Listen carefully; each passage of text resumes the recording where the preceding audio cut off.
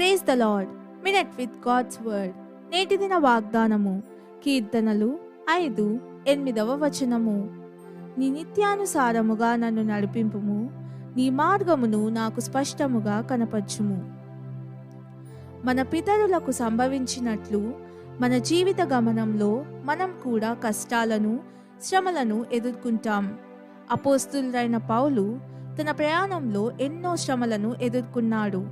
అందరూ నన్ను విడిచినా ప్రభువు నా పక్షంన ఉండి నన్ను బలపరిచాడు అని పౌలు చెప్పాడు. అవును, అదే మనం సేవించే దేవుని ఔన్నత్యం. ఏది ఏమైనా మన శ్రమలు క్షణికమైనవే.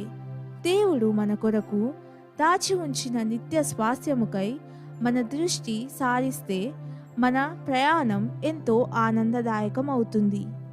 ఈ దిన వాగ్దానం ద్వారా నీవు బలపరచబడాలని కోరుచున్నాను. ఆయన నిత్య సన్నిధి మనతో ఎల్లప్పుడూ ఉండునుగాక. ప్రార్థన.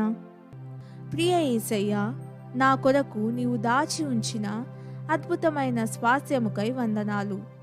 నేనెప్పుడు తొలగిపోకుండానట్లు నా దృష్టి నీపై ఉండుటకు సహాయం చేయుము. అంతేకాదు, తుదమట్టుకు నీ మేఘం క్రింద ప్రయాణించినట్లు సహాయం చేయుము.